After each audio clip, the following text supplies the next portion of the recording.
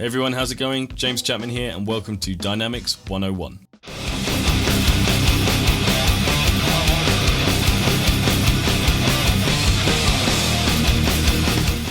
Okay, so first things first, what are dynamics? Dynamics are basically just the musical term for volume, loudness. Are we going to play quietly or are we going to play loudly? Now I'll tell you why I consider dynamics to be that much of a big deal on the drums. If you think of a melodic instrument like the piano and any other melodic instrument, you have pitch.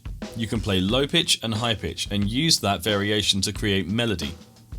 On the drum kit, we don't really have that as much of an option. Obviously there are exceptions to every rule, and there are some very melodic musical drummers such as Terry Bozzio or Simon Phillips, and they play very melodically around the toms. However, both those guys have got pretty big kits, and not that you have to have a huge kit to play melodically.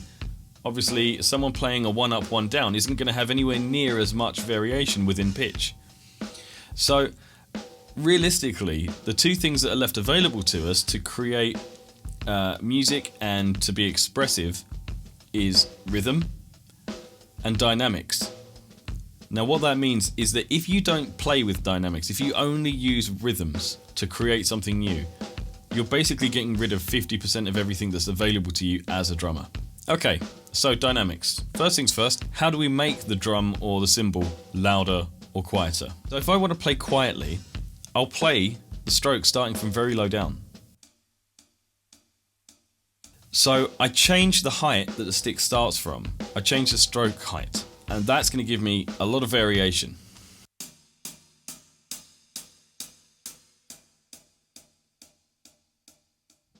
Okay, so now that we know how to change our dynamics and control the volume of the stroke, we need to look at the two main types of notes that we're going to use to create dynamics. The first one is called an accent, and simply put, an accent is a note that stands out from all the other notes, and in most cases that means a louder note. Now for a notation, an accent would be written with an arrow above the note. So here's a good demonstration of how much power accents have over the sound of your groove.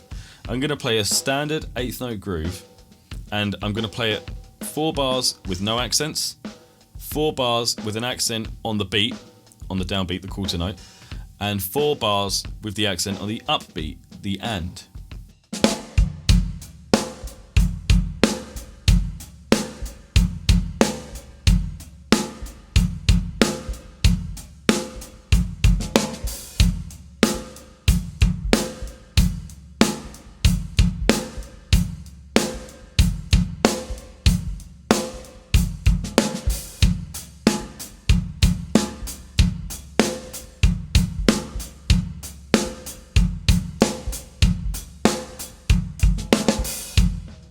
Now the second most common type of dynamic note is a ghost note, sometimes called a grace note. Those are notated by having the note encased in brackets. A ghost note is exactly what it sounds like. It's a very, very quiet note that you just want it to be a whisper in the background. So my aim is always to just play them as quietly as possible. So now I'll play a groove for you with some syncopated ghost notes. The first 4 bars, I'll just play these as straight normal hits. And then the second 4 bars, I'm going to play the syncopated notes as ghost notes on the snare drum. And you'll hear again how much more finesse there is to the groove.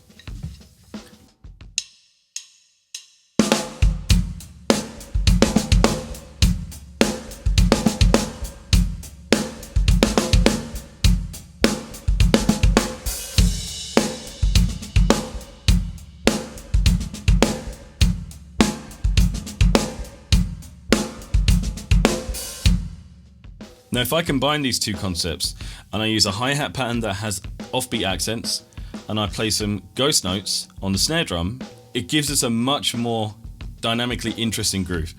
So again, I'll play it first this time with the dynamics and then I'll take them away and you can hear just how crude the second one sounds.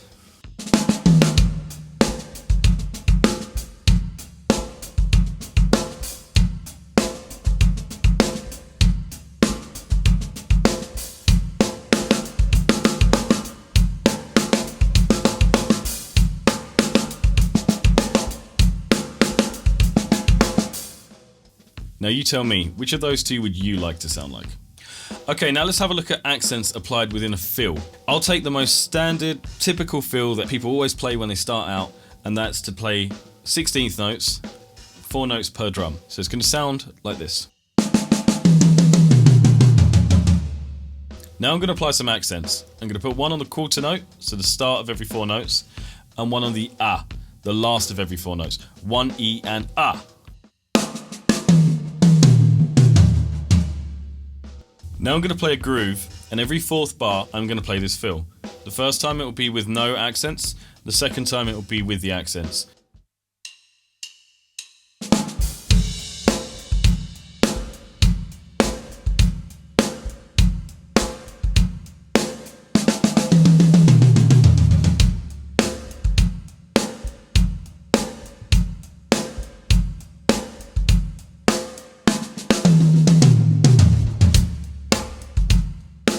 Now that's a great example of how dynamics can really change things you already know how to play. Why don't we take that same accent pattern and apply it as 16th note hi-hats in a groove.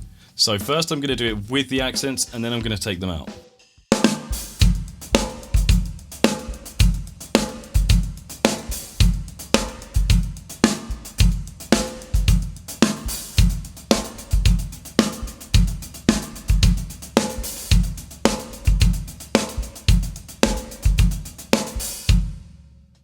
Total night and day. It's a completely different sounding groove. Now, I'm not saying that everything always has to have accents and ghost notes. There are times where it's completely appropriate and probably the best thing to just keep everything nice and straight ahead.